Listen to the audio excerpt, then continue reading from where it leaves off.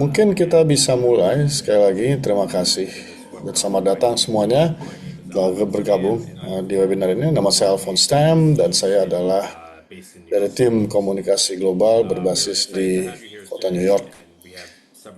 Senang bisa bergabung dengan teman-teman sekalian dengan kita hadir beberapa pembicara yang akan menyampaikan wawasannya tentang sistem transportasi yang baik dari sistem Jakarta, dari sistem Transantara Brazil, dari Guadalajara, Meksiko.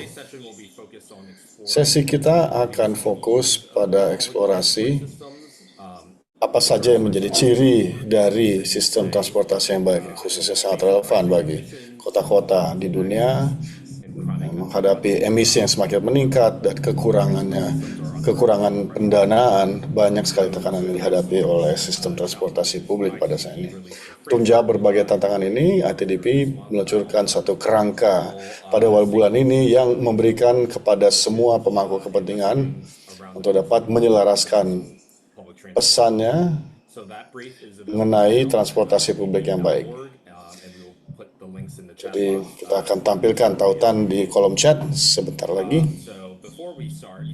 Sebelum kita memulai, sedikit pengingat.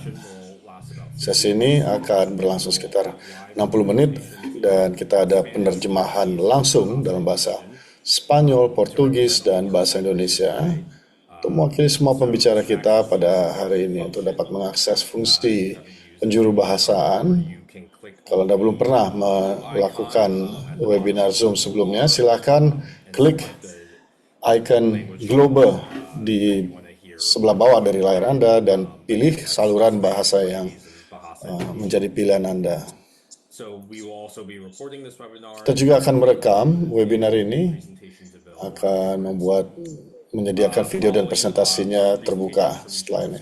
Setelah itu, kita juga akan ada satu sesi tanya jawab singkat dan diskusi. Kalau kawan-kawan ingin menampilkan mengajukan pertanyaan, silakan tampilkan pertanyaannya di kolom tanya jawab. Alih-alih menggunakan kolom chat. Dengan itu, mungkin saya sekarang terus serahkan kepada rekan saya Beatrice Rodriguez, manajer transportasi publik dan elektrifikasi yang akan menjelaskan konteks mengenai prinsip-prinsip transportasi publik. Selamat pagi, selamat malam. Semoga semua dalam keadaan baik. Ya. Hari ini kita hadir untuk secara resmi meluncurkan publikasi ini, prinsip-prinsip transportasi publik atau apa yang kita sebut sebagai prinsip-prinsip dasar. Kerangka ini, sebagai yang disebut Alphonse tadi, yang telah kita kembangkan adalah untuk mengklarifikasi apa yang kita maksud sebagai transportasi publik berkualitas tinggi, serta memberi beberapa perubahan praktis dan contoh pada pemerintah, praktisi, operator. Publikasi ini tersedia dalam bahasa Inggris, namun juga dalam bahasa Indonesia, Portugis, Spanyol, dan bahasa Mandarin. Dan kami sangat senang untuk bisa melangsungkan pembicaraan ini. Sebelum kita melanjutkan kepada presenter kita, mungkin saya ingin sedikit menjelaskan mengenai mengapa kita melakukan publikasi ini, mengapa relevan, dan menjelaskan lebih jauh tentang prinsip-prinsip utama yang relevan dengan transportasi publik.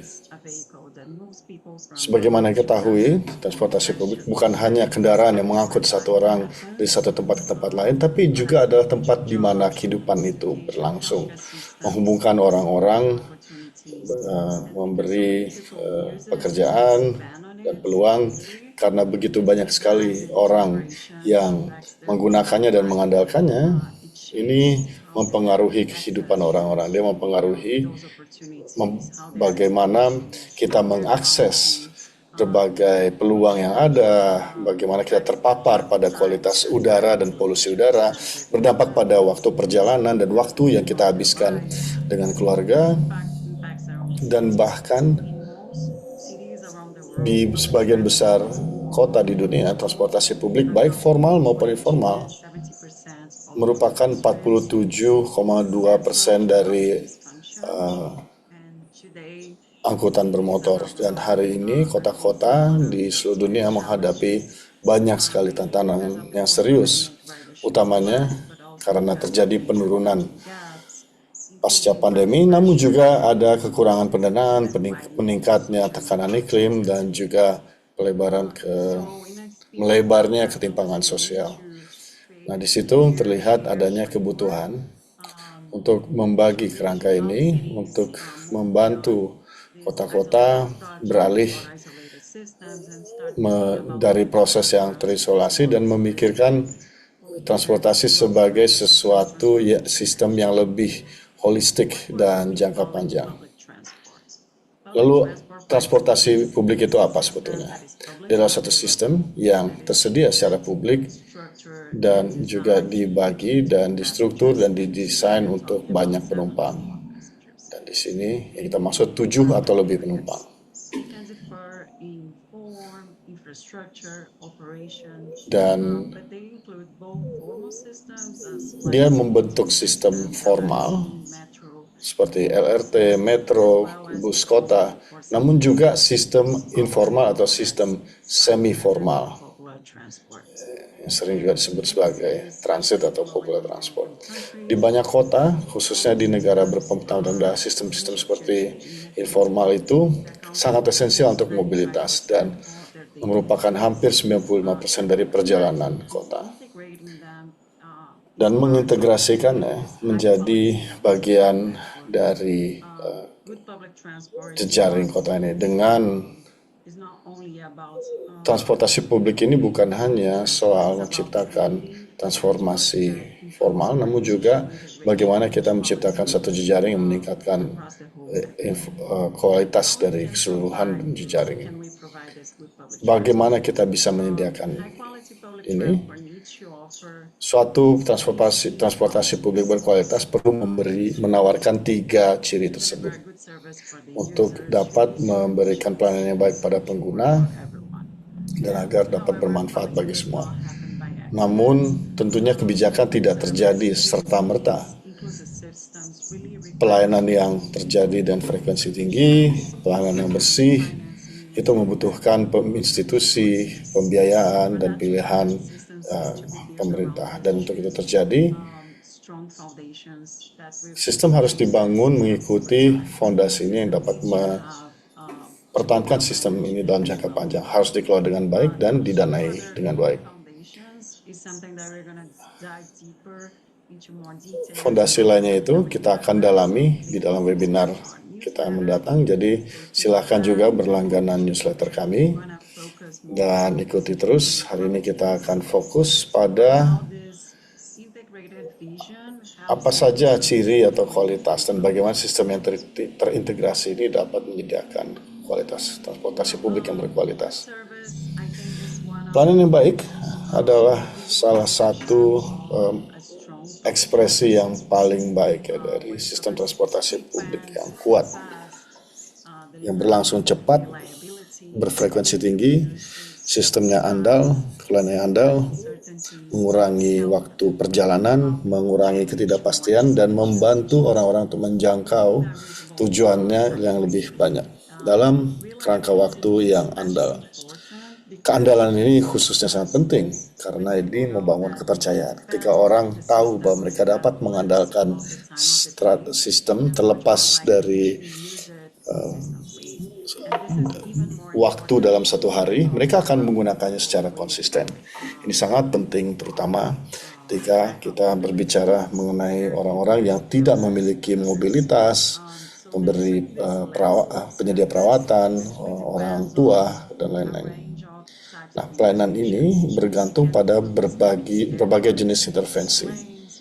Dia bisa mencakup jalur-jalur khusus dan eksklusif, integrasi sistem yang kemudian menjadikan jejaring ini mudah untuk dinavigasi. Hari ini kita akan mendengar dari Jakarta tentang bagaimana Kota Jakarta menerapkan sistem tarif tunggal yang memperkuat kohesi dari jejaring ini, meningkatkan kegunaan bagi penumpang. Dan saya rasa kita juga sudah share di chat, kita juga menyoroti beberapa contoh tambahan dari kota-kota lain yang juga telah meningkatkan pelayanan mereka melalui reformasi operasional, digitalisasi. Dan kalau kita bicara mengenai emisi nol, kita sebetulnya merujuk pada kendaraan yang tidak menghasilkan emisi, yang mengurangi kualitas udara dan tujuan iklim. Elektrifikasi adalah salah satu cara yang paling cepat untuk mengurangi emisi gas rumah kaca global dan buruknya kualitas udara. Kendaraan listrik dapat membantu mengatasi tantangan kualitas udara, namun manfaatnya melampaui itu. Dia juga meningkatkan pengalaman bagi pengguna dengan menawarkan perjalanan yang lebih sunyi, lebih nyaman. Juga armada kendaraan listrik dapat mengurangi biaya dan meningkatkan efisiensi operasional jika didukung oleh perencanaan yang baik dan strategi pengisian daya yang baik. Dari perspektif sistem, elektrifikasi juga menawarkan perencanaan yang lebih terpadu, meningkatkan ketahanan dan mengurangi ketergantungan pada bahan bakar fosil. Dalam hal ini, elektrifikasi bukan hanya soal mengganti kendaraan, tapi menjadi peluang untuk memodernisasi operasi transportasi publik, meningkatkan model bisnis, meningkatkan kualitas pelayanan, dan mengurangi biaya operasional. Agar itu dapat terjadi, armada nilai emisi membutuhkan pelibatan berbagai pemangku kepentingan dan lembaga yang membutuhkan pendekatan holistik. Hari ini kita akan mendengar dari Kaskavel mengenai bagaimana kota tersebut telah melakukan elektrifikasi atas armada busnya dan mengandalkan pada pembangkit listrik tenaga surya. Hubungan antara energi bersih, transportasi publik, bagaimana keduanya dapat bekerja sama dan mendukung transisi yang lebih holistik. Dan suatu sistem tidak bekerja hanya untuk sebagian orang, dia harus bekerja untuk semua. Jika sistem hanya bekerja untuk sedikit orang, dia menciptakan kendala, mengharuskan orang-orang menggunakan kendaraan pribadinya tanpa memberi opsi pada mobil. Suatu sistem publik harus bekerja untuk semua, yang artinya dia dapat mengurangi atau menghilangkan kendala atau halangan fisik. Ada desain universal, aman, terang, dan ada pola pelayanan yang betul-betul mencerminkan atau menjawab kebutuhan orang-orang yang memanfaatkannya. Ini juga memastikan bahwa pengambilan keputusan mencerminkan komunitas yang dilayani oleh sistem. Jadi kita akan mendengar dari Guadalajara mengenai beberapa inisiatif yang membuat sistem ini menjadi lebih inklusif, termasuk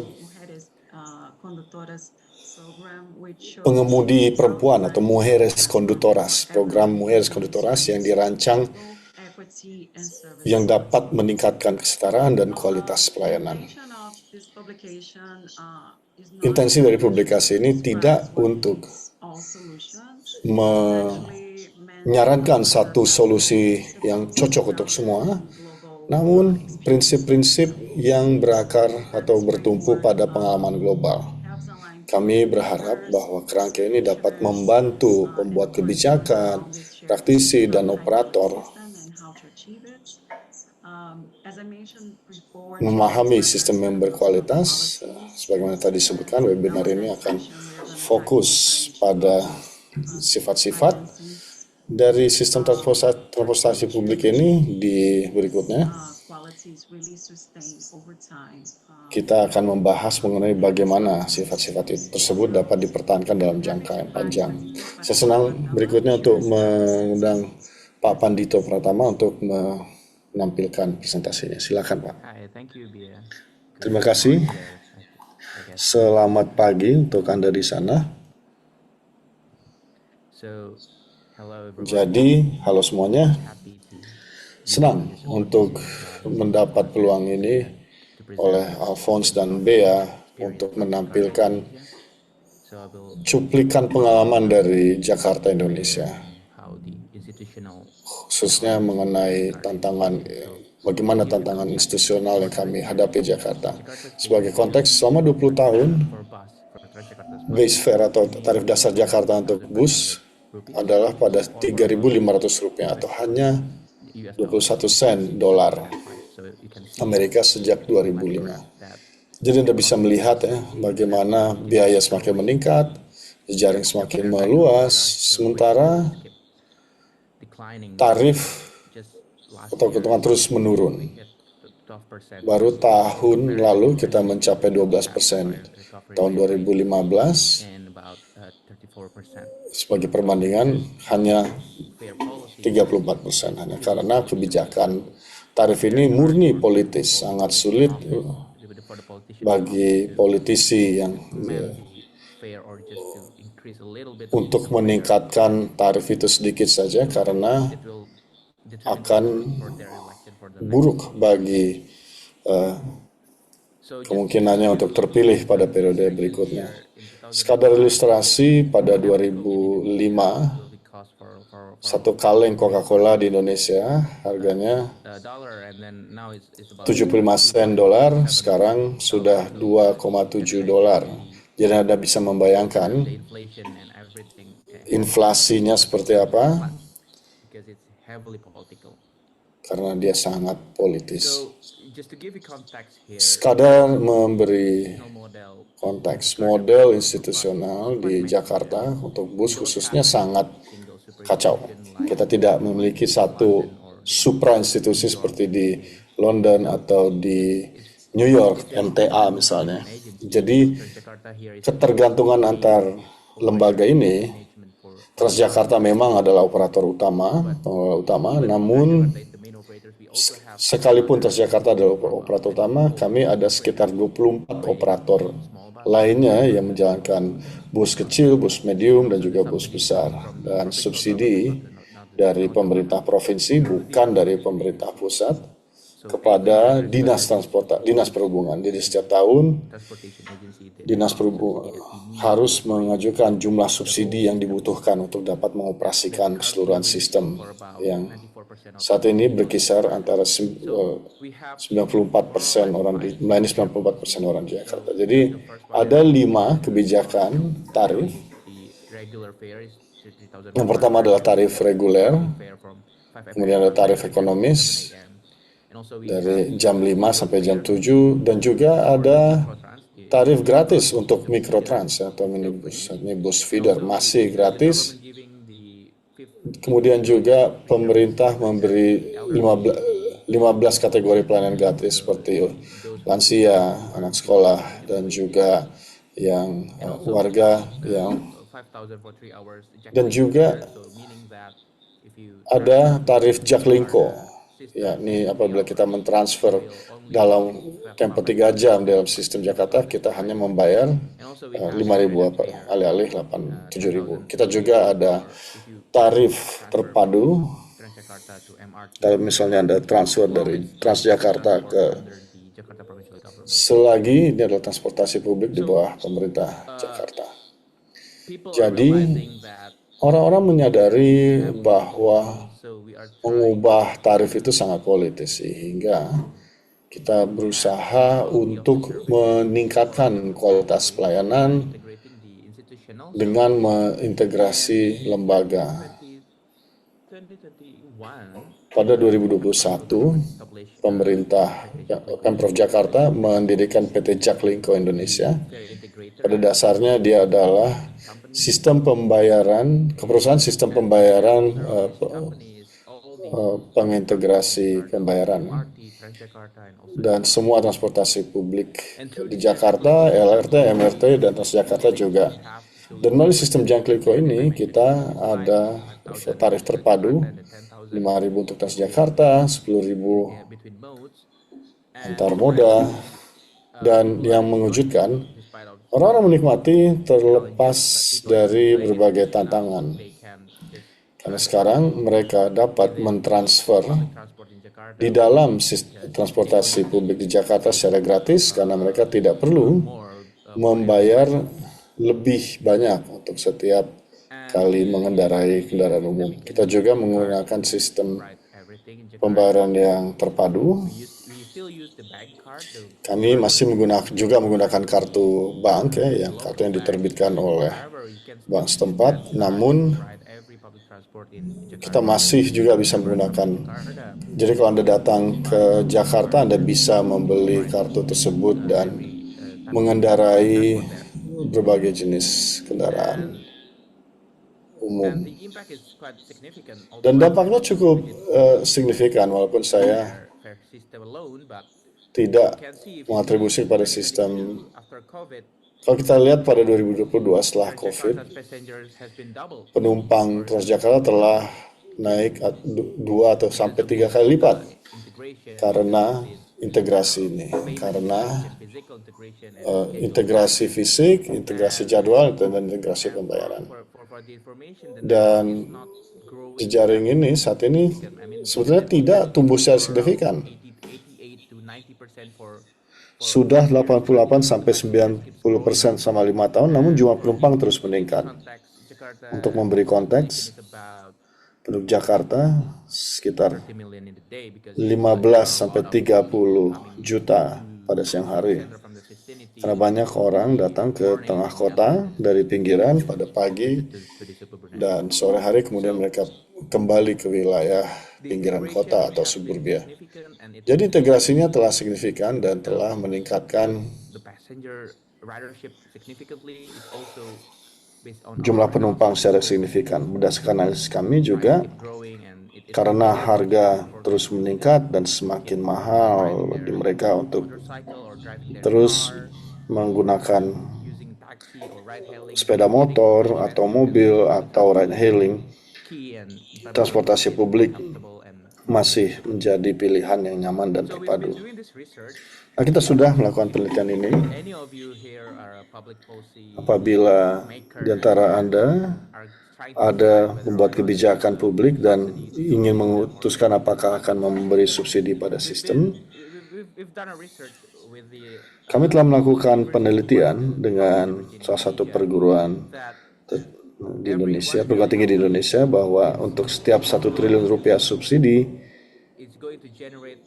akan menghasilkan 3 kali lipat efek pengganda ekonomi dan penghematan bagi warga dapat mencapai Rp174.000 per bulan atau mungkin belanja buah sebulan bagi satu keluarga. Jadi sebenarnya jumlah yang sangat besar bagi mereka. Dengan memberi subsidi kepada transportasi publik dan menjaga tarifnya cukup rendah. Nah, jadi kalau kita memberi subsidi kepada transportasi publik, dia akan menghasilkan efek pengganda kepada ekonomi karena orang-orang ada uang lebih banyak untuk dibelanjakan untuk memberi makanan, untuk membeli nasi, karena mereka dapat menghemat uangnya akibat menggunakan transportasi publik untuk bepergian di Jakarta. Dan penghematan waktu perjalanan juga signifikan. Hampir 1,8 juta jam per tahun, dan kalau kita konversi manfaat keuangannya, itu hampir 100 miliar per tahun. Jadi itu adalah investasi yang sangat besar bagi pemerintah dan mungkin bagi perusahaan. Mungkin saya mengakhiri presentasi saya di sini, dan mari kita dengar cerita yang dari kota lain. Silakan kepada Bu Pia dan Alphonse.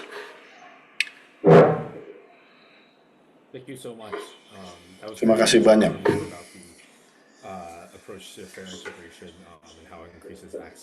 Saya senang mendengar mengenai pendekatan integrasi tarif dan bagaimana dia meningkatkan akses. Selanjutnya, presenter dari Cascavel Brazil, dan sebagai pengingat, mereka akan bicara bahasa Portugis dan Spanyol, sehingga untuk mendengarkan dalam bahasa Inggris atau bahasa Indonesia, silahkan gunakan fungsi penerjemahan.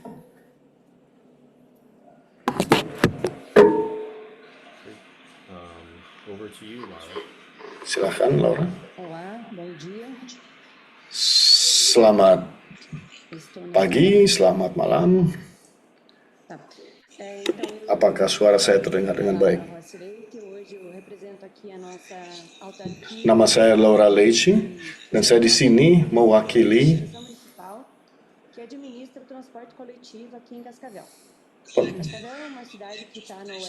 perusahaan transportasi publik di kota Cascavel. Cascavel adalah kota di sebelah barat di negara bagian Paraná dengan populasi sekitar 370.000 orang.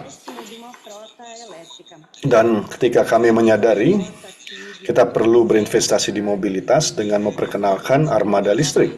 Kami ada satu armada bus yang biasa, yang tua ya. 34 bus, dan kami menambahkan 15 bus listrik ke armada kami. Jadi total ada 149 kendaraan yang mengangkut sekitar 17 juta penumpang per tahun. Kami ada 61 jalur dengan 27 kilometer dari jalur khusus ya, jalur terdedikasi. Dan kami mengcover wilayah ini sekitar 107 km persegi. Jadi tahun lalu kami melakukan perjalanan sekitar 8,7 juta kilometer. Jadi kami ada sistem yang terintegrasi yang mencakup wilayah perkotaan. Ada 5 terminal integrasi. Dan tarif kami hari ini adalah 4,65 real Brazil atau sekitar 80 sen dolar. Jadi berikut adalah breakdown dari profil pengguna kami. Jadi kami ada sekitar 8 siswa hanya membayar separuh. Tapi kami juga ada populasi yang dapat menggunakan kendaraan umum dengan gratis, termasuk warga dengan disabilitas, lansia, dan lain.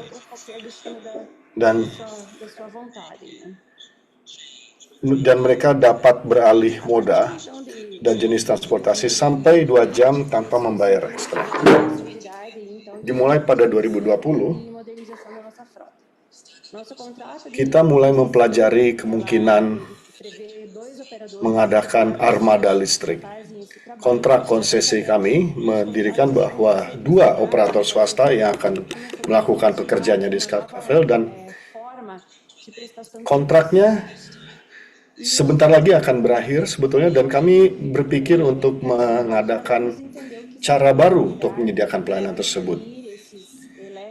Wali kota kami pada waktu itu, Leonardo Paranhos, mengidentifikasi peluang ini untuk membeli kendaraan listrik dan memasukkannya ke dalam armada kami.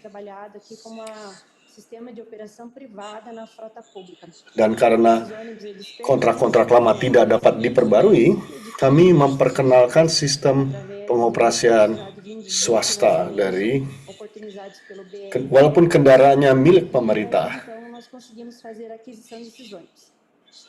Kami dengan dukungan dari Bank Pembangunan Brazil, dan kami berhasil membeli kendaraan listrik itu bersama dengan armada bus. Investasi awalnya adalah 43 juta real Brazil. Dan kami membeli 2 bus gandeng dan 13 bus listrik biasa. Dan Jangkauannya adalah 207 km, lantainya rendah, ada penyejuk udara, dan usianya sekitar 10 tahun. Dan mereka adalah sekitar 10% dari armada bus di kota Cascavel. Selain membeli bus, kami juga berpikir bagaimana kita akan menagih tarif untuk bus ini.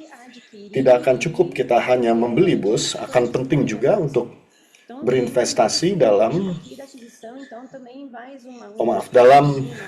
pengisian daya, untuk berinvestasi di struktur pengisian daya. Kami berinvestasi di elektrifikasi dan juga pembangkitan listrik. Dan sebagai akibatnya, kita kemudian membangun satu pembangkit surya dan berinvestasi sekitar 16 juta real Brazil. Kurang lebih pada saat kita membeli bus, dan kami memasangnya di atas satu TPA, landfill, satu wilayah luas yang tidak dimanfaatkan, sekitar 50.000 meter persegi, dan panel-panel surya itu menghasilkan sekitar rata-rata cukup daya untuk mengisi daya bus, namun juga untuk memberi listrik kepada banyak sekolah di kota dan juga unit-unit kesehatan di kota kita. Jadi selain memberi energi bersih, sistem ini juga dapat memberi energi dan mengurangi biaya energi untuk sekolah-sekolah kita dan rumah sakit kita, dan juga perkantoran. Namun kami juga menyadari tidak akan cukup untuk ada sekadar sumber energi. Kita juga perlu berinvestasi dalam infrastruktur pengisian daya, sehingga kami menciptakan suatu struktur terpadu yang terhubung dengan pembangkit surya, dan kami mendapatkan dananya sekitar pada saat yang sama dengan Bank Pembangunan Daerah. Kalau kami membangun stasiun-stasiun pengisian daya itu yang memungkinkan bus-bus itu mengisi daya sekaligus 12 bus pada saat yang sama.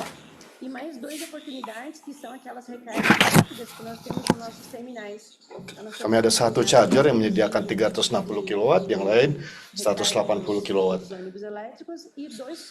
Kami juga ada beberapa terminal spesifik untuk mengisi daya bus listrik, namun juga ada 2 titik lain untuk pengisian sewaktu-waktu, untuk dapat beri booster kepada baterai. Pengisian daya penuh itu berlangsung di malam hari ketika bus berhenti untuk perawatan, untuk pembersihan, sehingga di hari berikutnya mereka dapat berjalan beberapa jam dengan baterai penuh. Nah, berkenaan dengan kinerja dari kendaraan tersebut pada 2025, untuk 1 tahun operasi penuh, bus ini mulai beroperasi pada Agustus 2024. Kami menyelesaikan 1 tahun operasi pada Agustus tahun lalu. Bus ini berjalan lebih dari 1 juta kilometer, yang merupakan 13% dari operasi penuh kami pada 2025. Jadi rata-rata penuh sekitar 6.000 km per kendaraan, dan total konsumsi energi sekitar 1.380.000 lebih kilowatt. Rata-rata 0,81 km per kilowatt, dan rata-rata biaya per kilometer adalah sekitar 1,36 real Brazil. Kami memang ada perkiraan mengenai penghematan seperti ini, dan itu memang terwujud, sehingga kami merasa bahwa investasi ini adalah nilai yang sangat baik untuk uang yang dikeluarkan, sekalipun dengan biaya bunga yang kami bayar. Ini adalah rincian lebih jauh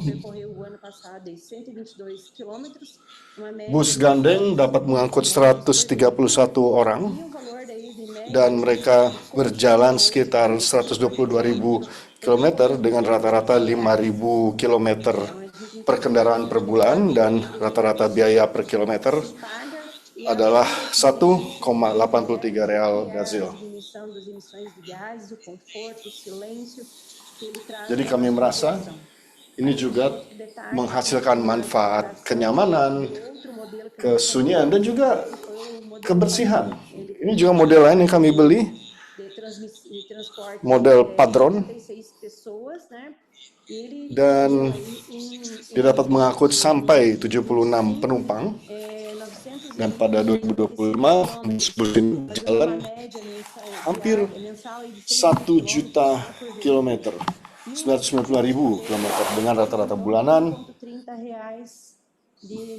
lebih dari 6.000 kilometer per kendaraan, dan biayanya sedikit lebih rendah,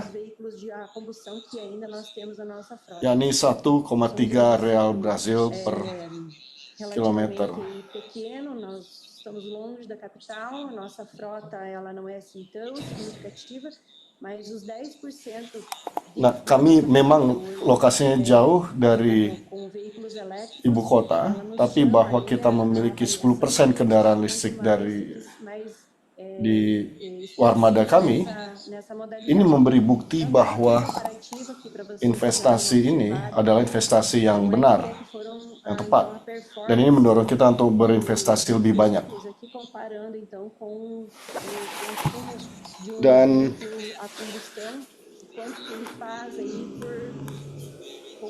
membandingkan kinerja dari kendaraan-kendaraan ini dengan mesin pembakaran internal, kita bisa melihat bahwa bus gandeng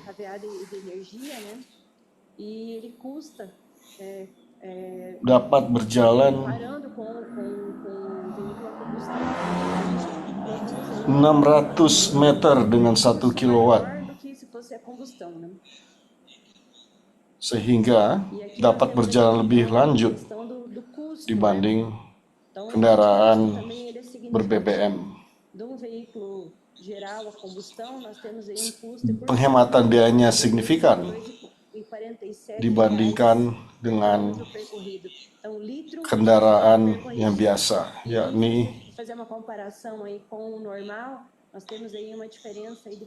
kalau kita bandingkan dengan kendaraan listrik, ada penghematan 45% dibandingkan dengan biaya energinya. Então, o ano passado, nós tivemos aí uma economia de R$1 milhão aí com abastecimento, evitamos aí o consumo de... Tahun lalu kami menghemat lebih dari 1,2 juta real Brazil dengan kendaraan pengisian daya, dan kita telah memangkas emisi hampir 2 juta ton gas ke atmosfer, 2.000 ton per tahun.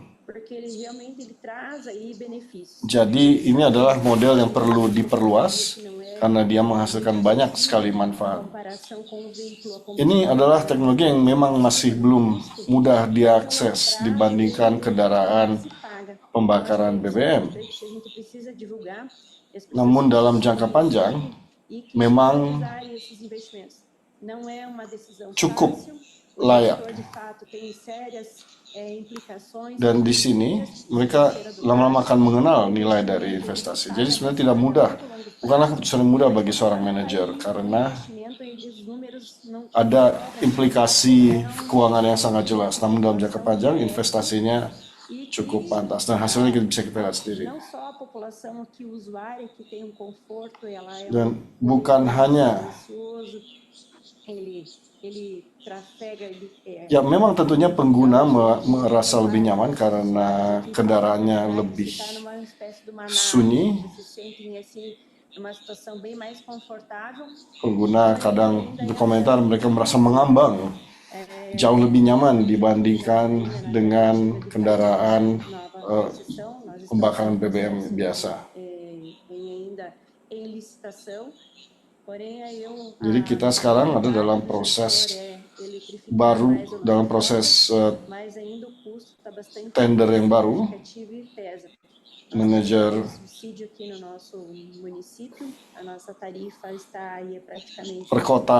kota kami juga sedang memikirkan untuk melakukan pengadaan yang baru. Memang beban pembiayanya cukup tinggi dan kita belum menaikkan tarif sekitar 88 sen dolar, sudah cukup lama.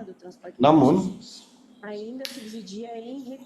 pemerintah kota juga mendukung operator transportasi publik dengan hasil keuangan yang cukup baik. Jadi biaya publik mengcover sekitar 8% dari total biaya, dan tahun lalu ini mewakili sekitar 62 juta real Brazil. Jadi adalah investasi yang signifikan dan penting bagi orang untuk menyadari ada keuntungan yang jelas. Namun menyadari bahwa tantangan yang paling berat adalah tantangan pembiayaan memang. Di sini adalah Anda lihat stasiun pengisian daya, di mana bus berhenti setiap malam.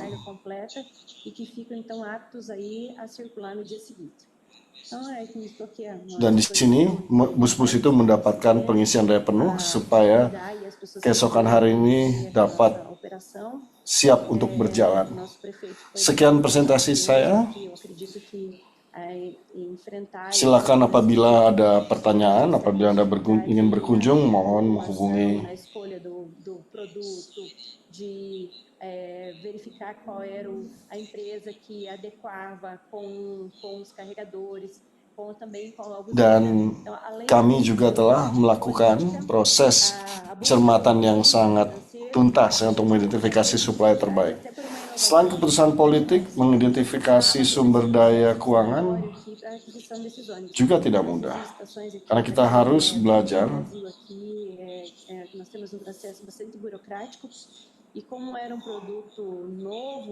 Bagi yang masih belum kenal dengan proses Brazil, proses tender kami sangat birokratis. Dan karena kita bicara tentang teknologi baru, paling tidak, ini adalah teknologi buat kami, sangat sulit bagi kami untuk mengidentifikasi atau memenuhi semua persyaratan untuk investasi ini, termasuk bus, termasuk pengisi daya, dan pembangkit. Namun kami berhasil melakukannya dengan dukungan perusahaan listrik kami. Mereka mendukung kami dalam keseluruhan proses sehingga kita dapat menyalurkan daya dari pembangkit tenaga surya ke stasiun-stasiun pengisian daya. Semoga presentasi saya dapat mendorong mitra-mitra lain untuk mengikuti jalur yang sama.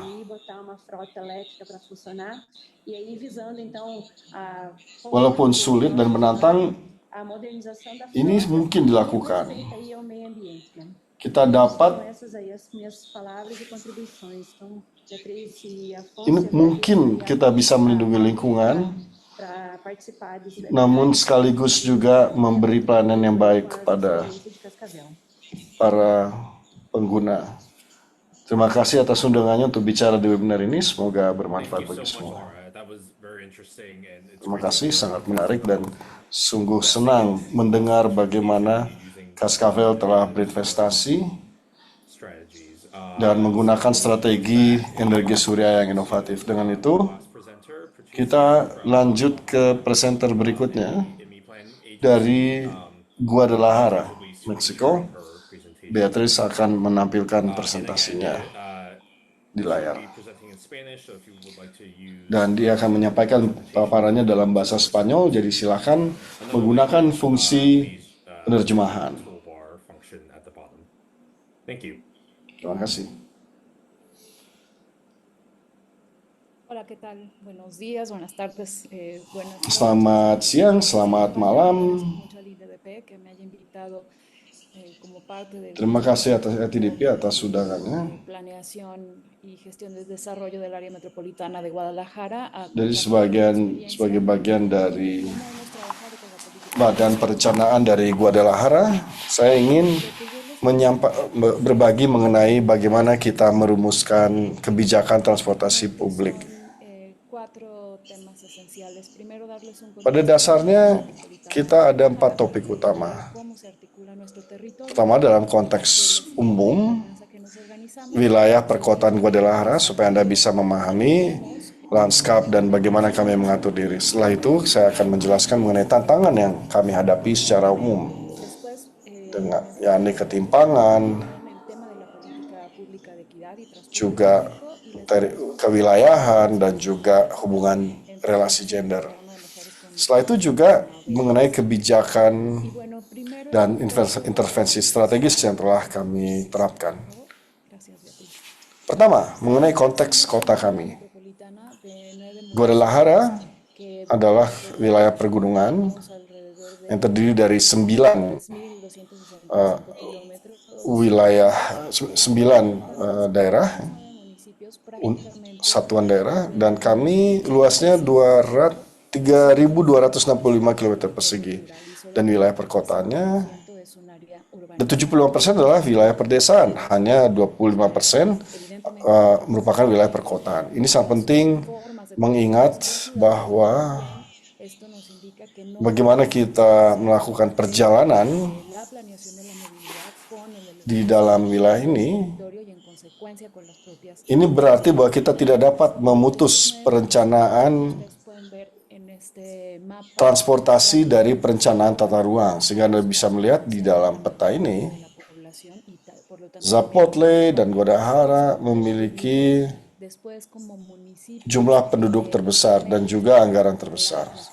Tlaquepaque y Tlajomulco, que en concreto Tlajomulco fue uno de los municipios que vivió una explosión de Dan yang warnanya abu-abu muda en 10 años pasó de tener mengalami pertumbuhan ledakan demografis dalam 10 tahun terakhir, dari 100.000 penduduk menjadi hampir 800.000 penduduk, dan ini kemudian menimbulkan persoalan mobilitas yang cukup kompleks. Ketika terjadi ledakan perumahan sosial, yang semua itu dilakukan tanpa mempertimbangkan aspek transportasi. Di situ juga ada aspek industri, Zapotlanejo, Juanacatlán, Ixtlahuacán de los Membrillos. dan di Zapotlanejo misalnya kita juga ada beberapa kota-kota besar, namun sebagian besar kota-kota ini cukup kecil di wilayah peta yang warnanya jingga.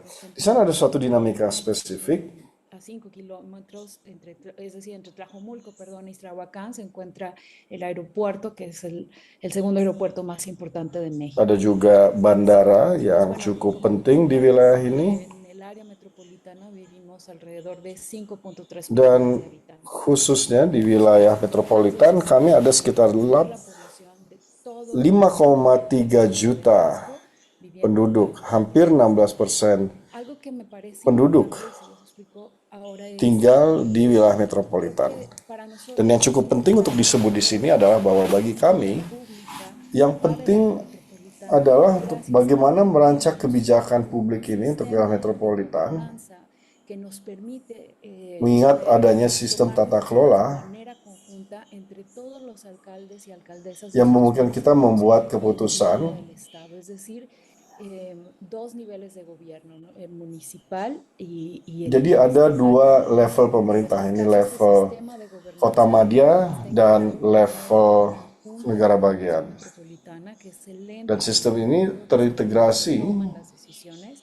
Aquí están oleh suatu komite koordinasi di mana mereka membuat semua keputusan. tenemos al ente técnico que somos nosotros, el IMEPLAN, que funcionamos como una agencia que nos permite Dan kemudian juga ada IMEPLAN acercar la información para la toma de decisiones yang y menganalisis, evidentemente esta dan kami memiliki, en el país berbeda dengan wilayah metropolitan lainnya di negara kami adalah satu-satunya yang memiliki obligatorios instrumen yang mengikat un momento más dan harus integral de movilidad. diselesaikan es nuestro ente social, satu rencana mobilitas yang kami harus selesaikan, dan ada juga dewan un warga, donde se dewan masyarakat, las di necesidades mana kami participan de la toma de decisiones. dapat menampung berbagai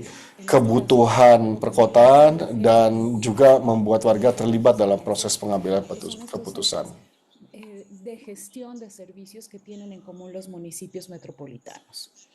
Ada juga manajer pelayanan Sistema de gobernanza metropolitana untuk menyediakan pelayanan perkotaan sobre cuál es dengan berbagai lembaga dan badan yang ada. me parece importante Mungkin saya berikutnya menjelaskan mobilitas kami di wilayah perkotaan ini. Penting di sini juga untuk menjawab persoalan gender. pero prácticamente lo que Anda bisa melihat di sini data di layar. resumir y concluir de cómo es Pada dasarnya merangkum metropolitana, la mayor parte de viajes que se realizan en transporte público pergerakan di wilayah metropolitan. y la mayor Sebagian besar perjalanan dilakukan oleh perempuan dan sebagian besar de los cuidados. perjalanan Con actividades cotidianas como dikaitkan dengan tugas pemberian perawatan cuidar de algún familiar, yang terkait dengan misalnya mengantar anak ke sekolah, merawat anggota keluarga, citas médicas, membayar de familiares, pelayanan rumah tangga. que generalmente se asocian a un rol de las mujeres Ini adalah que tomen que hagan viajes en transporte público, kebutuhan transportasi yang berkenaan dengan kebutuhan perempuan. estos viajes pendulares, ¿no? Que como generalmente pasa en el caso de los hombres, que salen de casa para ir al trabajo y de trabajo. Ini tidak serupa dengan yang perjalanan yang dilakukan oleh laki-laki yang meninggalkan rumah pada pagi hari untuk pergi kerja, dan perjalanan transportasi publik yang dimaksud di sini, dan yang juga penting untuk disebut adalah bahwa 55% yang dilakukan oleh perempuan ini, mereka harus, ini berkenaan dengan aspek perawatan dan juga aspek pekerjaan. Kita lanjutkan ke yang berikutnya. Dan sekarang bicara mengenai kebijakan publik.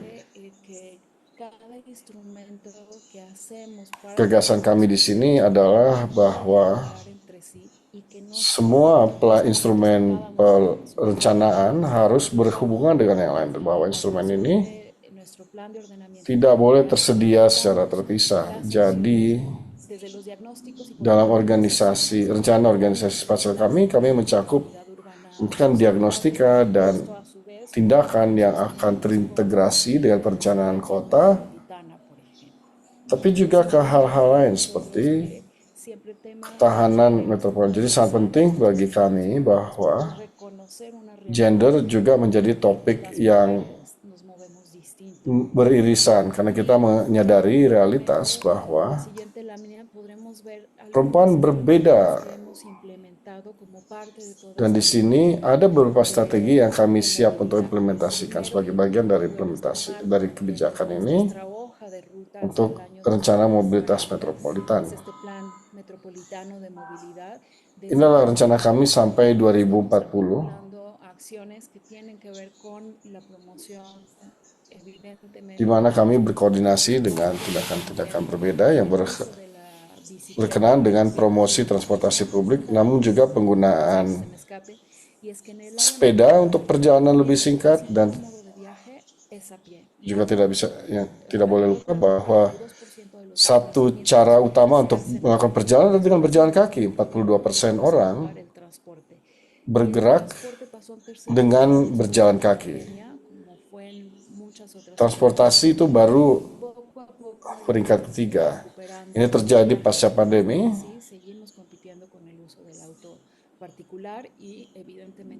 Kita masih bersaing dengan kendaraan pribadi. Dan juga penggunaan motor yang semakin meningkat, yang cukup lazim di Amerika Latin secara umum. Selanjutnya saya akan menceritakan mengenai program-program yang kami punya. ITDP y surge a propósito de la pandemia cuando nos dimos Ada satu subsidi yang kami kembangkan dengan ITDP mujeres en altos grados de rezago ketika kita menyadari sekitar pandemi khususnya perempuan implicaba yang memiliki kesulitan bekerja que tenían para karena itu akan berarti bahwa mereka harus membelanjakan uangnya untuk pangan pada hari itu, untuk transportasi, untuk dapat menjangkau tempat kerja dan menggunakan uang itu harus memilih atau menggunakan uang untuk transportasi atau untuk membeli makanan. Dan bahwa perjalanan yang dilakukan perempuan juga berkenaan dengan urusan perawatan yang dilakukan perempuan. Bagi perempuan kepala rumah tangga, bukan berarti bahwa mereka adalah orang tua tunggal. Namun mereka adalah pemimpin atau kepala keluarga atau rumah tangganya. Dan mereka menerima 2 tiket harian sepanjang tahun. Mereka dapat juga menggunakan tiket itu bahkan untuk anak-anaknya. Penting untuk dikatakan bahwa ini adalah salah satu program untuk subsidi yang meningkatkan jumlah penerima manfaat. Seperti halnya yang dilakukan untuk golongan lanjut usia.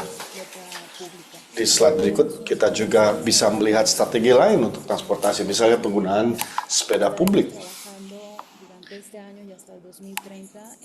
Kita ada sistem sepeda di mana kita akan meningkatkan sistem ini juga untuk menggunakan sepeda listrik. Idenya adalah untuk menghubungkan jalur-jalur yang digunakan sepeda ini dan menghubungkannya dengan sistem transportasi selebihnya untuk mengurangi biaya dan khususnya terkait dengan apa yang digunakan oleh keluarga untuk transportasi. Dan dengan adanya ekspektasi sistem kelistrikan sepeda ini, orang-orang akan dapat melakukan perjalanan yang lebih jauh dengan lebih sederhana. Data yang kita punya adalah bahwa untuk setiap 10 perjalanan dengan sepeda hanya 3 yang dilakukan oleh perempuan. Kita ingin meningkatkan jumlah itu untuk perempuan dan kita tahu bahwa dengan sepeda listrik ini akan memudahkan kepada lebih banyak perempuan untuk dapat menggunakan sarana transportasi seperti itu. Strategi lainnya yang juga hendak kami implementasikan adalah penggunaan sepeda untuk periode yang lebih panjang. Misalnya kita dapat menyewanya untuk secara harian atau mingguan. Di mana dengan itu kita ingin meyakinkan orang-orang bahwa menggunakan sepeda seperti itu akan lebih efisien. Kita akan mulai dengan daerah-daerah pinggiran di mana aktivitas sistem transportasi yang lain lebih sedikit. Anda bisa melihat di sini misalnya bisa ada kursi anak, ada juga ruang untuk membonceng. Karena sering kita harus membawa tas belanja atau anak-anak di perjalanan seperti ini. Dan juga berkenaan dengan aspek keamanan dari perjalanan seperti ini. Melalui survei yang kita gunakan, orang-orang mengatakan atau banyak orang mengatakan bahwa kadang-kadang penghentiannya tidak sesuai dengan tujuan yang mereka inginkan, dan ini akan merepotkan terutama apabila mereka harus membawa bawaan yang lebih banyak kantong belanja dan lain-lain. Jadi idenya sepeda ini juga akan membantu efisiensi dan menjadikannya lebih inklusif. Aspek lainnya adalah apa yang disebut mi macro periférico.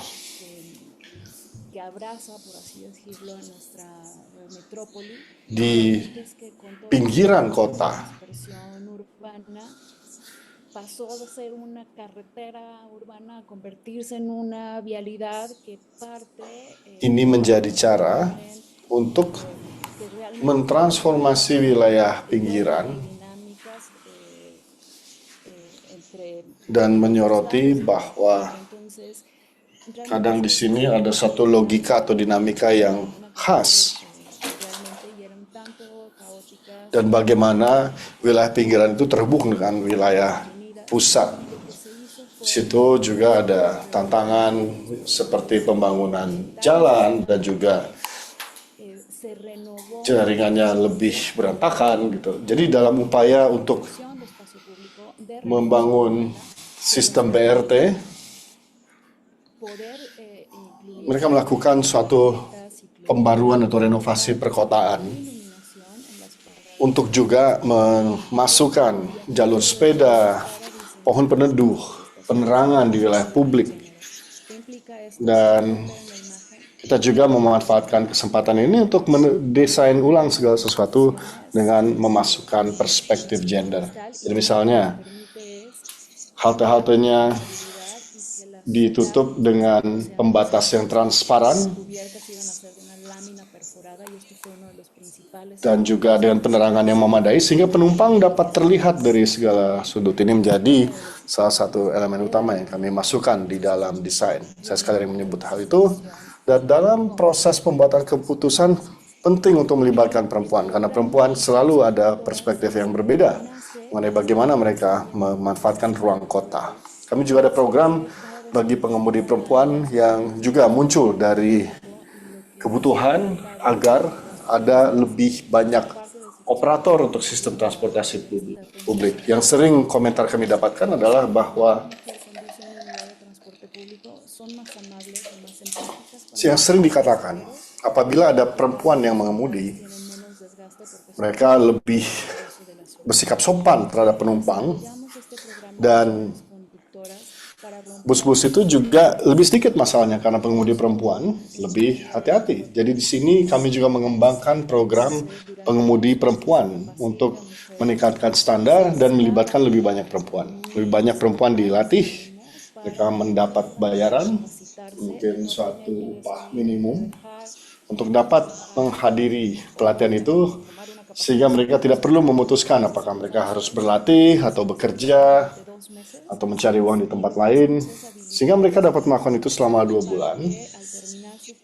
Dan di situ kami menyediakan segala syarat atau pengampu agar mereka mungkin menjadi pengemudi bus. Dan hampir semua lulus dan mendapatkan pekerjaan. Dan sebagai kesimpulan, saya mengatakan bahwa operator transportasi harus beradaptasi dan memastikan bahwa perempuan memiliki ruang yang cukup dan ada tempat untuk beristirahat dan ada ruang yang privat di mana mereka misalnya dan bahkan juga memberi perawatan kesehatan. Jadi kita memang membutuhkan ada suatu perubahan budaya karena pekerjaan seperti ini biasanya juga terkait dengan laki-laki. Karena mobilitas ini bukan hanya soal transportasi, tapi juga menjadi peluang yang memberi peluang untuk meningkatkan infrastruktur. Terima kasih atas perhatian Anda. Terima kasih pada semua pembicara kita dan saya berharap teman-teman masih bisa bertahan beberapa menit lagi karena kita akan ada diskusi singkat, tapi sekadar menegaskan ciri-ciri atau pelayanan yang baik, emisi rendah, dan akses ke prinsip-prinsip transportasi publik. Dengan ini saya serahkan kepada Beatrice untuk mengajukan pertanyaan kepada para panelis. Everyone, for Terima kasih semuanya. Saya rasa presentasinya sangat menginspirasi dan telah menggugah banyak pertanyaan dari banyak orang. Jadi kita ingin melihat bagaimana banyak yang tertarik bagaimana ini bisa direplikasi. Nah, di sini untuk kota-kota yang ingin mengimplementasikan inisiatif seperti ini di kotanya sendiri, apa kira-kira yang perlu dilakukan untuk bisa memulai perjalanan ini? Mungkin kita bisa mulai dengan Patricia, kemudian dengan Sí, muchas gracias, Beatriz. El consejo que les daría siempre es necesario terima tener kasih. Mungkin saran saya adalah es nuestro diagnóstico y cuál es el kita propósito harus de lo que queremos resolver y para qué. memahami diagnostik kita Concretamente el dan consejo apa yang es kita selesaikan dan mengapa. implementar programas piloto. Saran spesifik saya adalah untuk mengimplementasikan program rintisan atau pilot.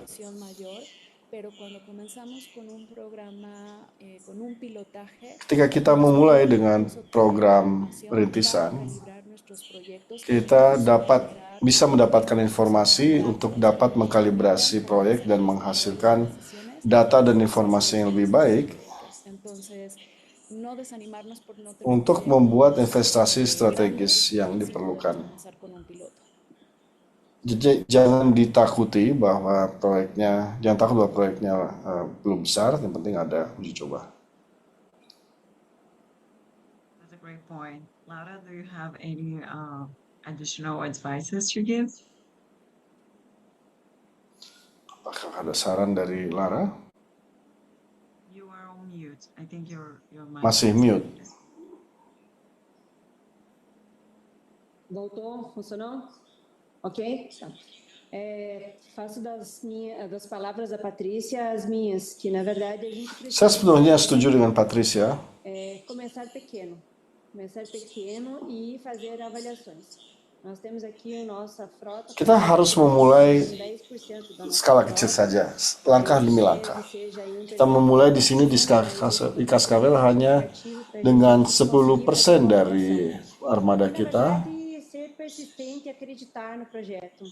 Porque se a gente desiste, dan kita juga harus persisten dan percaya pada proyek kita. Às vezes situações que não são tão positivas ou às vezes a gente visualiza que há necessidade de mudanças, mas não podemos. Dan kadang kita tahu ada kebutuhan untuk berubah dan kita tidak sekadar mengikuti pendapat umum dan dipengaruhi oleh kritik. Kita harus yakin tentang apa yang kita lakukan. Kita harus didukung oleh berbagai studi. Namun kita jangan malu ya. Kita perlu lebih ambisius, lebih berani.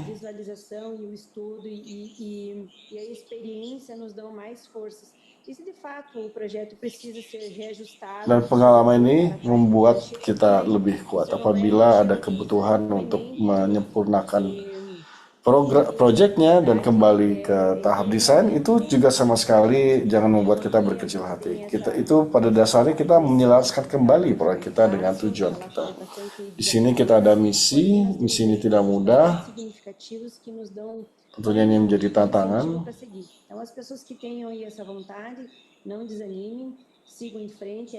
Jadi kalau Anda tertarik bahwa ini adalah cara yang baik, Anda harus percaya pada perasaan, insting Anda,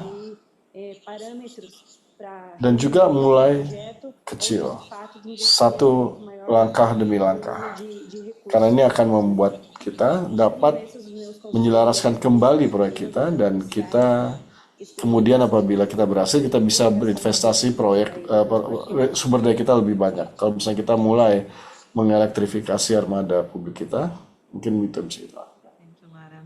Andito, do you have any lessons or advices to No, give I would just say, just start with what you can and what you have. Ya, tentunya kita mulai dengan apa yang bisa kita lakukan dan apa yang kita sudah punya. Failure also the successes. dan kita juga bisa belajar dari praktik terbaik dan juga kesalahan atau yang dilakukan di tempat lain. We're a bit over time already, so I don't Kita want sudah to melampaui all waktu. here.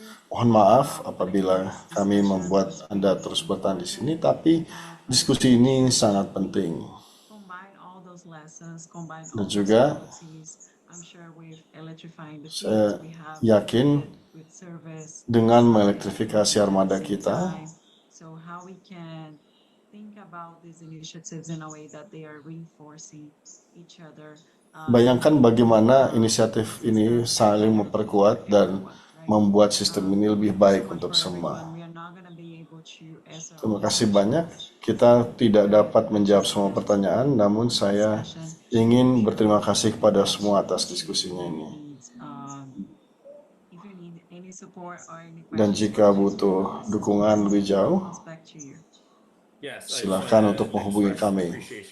Sekali lagi saya ingin mengucapkan terima kasih kepada semua pembicara dan kepada semua yang telah bergabung. Walaupun kita melampaui dari waktu yang dijadwalkan, presentasinya sangat berguna. Silakan kunjungi tautan sumber daya yang telah kita bagi di kolom chat.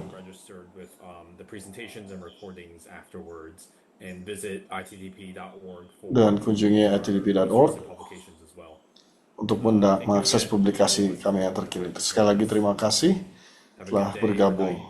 Selamat pagi, selamat siang, selamat malam.